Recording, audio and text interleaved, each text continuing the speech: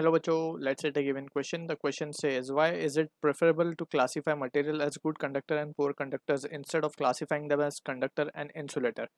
So इस question का जो key concept we need to understand.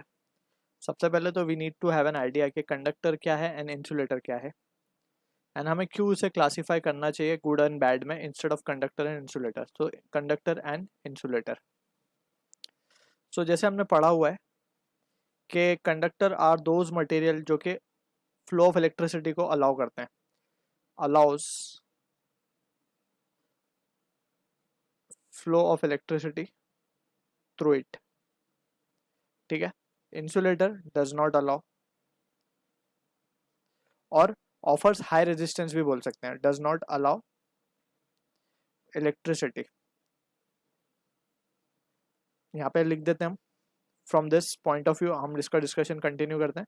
इसके पास जो रेजिस्टेंस ऑफर होगा, very low resistance offer. Resistance means किसी चीज को अपोज करना, रेजिस्ट करना.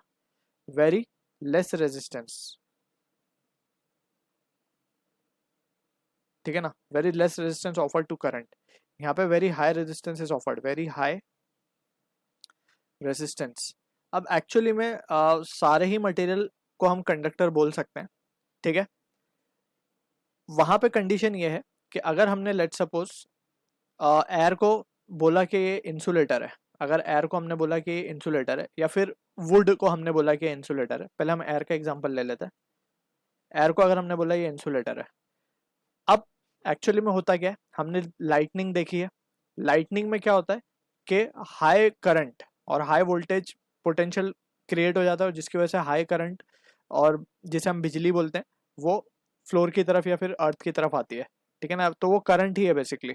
तो एयर के थ्रू ही आ रहा है वो करंट, क्योंकि बीच में मीडियम क्या है, एयर ही है. क्लाउड और अर्थ के बीच में मीडियम क्या है, एयर है. सो ड्यूरिंग लाइटनिंग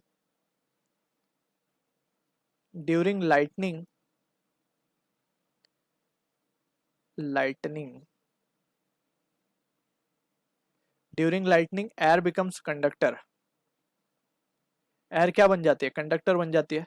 तो अब हम उसे इंसुलेटर बोले या कंडक्टर बोले, so that will create a confusion, right. तो इसीलिए हम क्या कर सकते हैं, हम इसको गुड और बैड कंडक्टर बोल सकते हैं.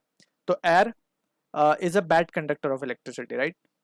तो बैड कंडक्टर में कोई ये नहीं समझ मीन्स उसको मिस इंटरप्रेट नहीं करेगा कि ये इंसुलेटर है, ठीक है ना. बस ये समझ में आएगा कि वो अलाउ नहीं करता इलेक्ट्रिसिटी को ज़्यादा लेवल तक पास नहीं होने देता, क्योंकि ये एक एक्सेप्शन केस है जहाँ पे लाइटनिंग हो रही है तो वो कंडक्टर बन जाता है. वैसे ही वुड का भी एग्जांपल है. अगर वुड एकदम ड्राई है तो it will behave as insulator, right. लेकिन अगर उसमें वो उसके अंदर अगर पानी एब्जॉर्ब्ड हो तो वो कंडक्ट करने लगती है, ठीक है ना, due to that water molecules present. तो यहाँ पे हम इसीलिए we define, therefore we can say it is preferable, ताकि ये मिस इंटरप्रेशन ना दे. Preferable, it is preferable to classify material as good and bad conductor.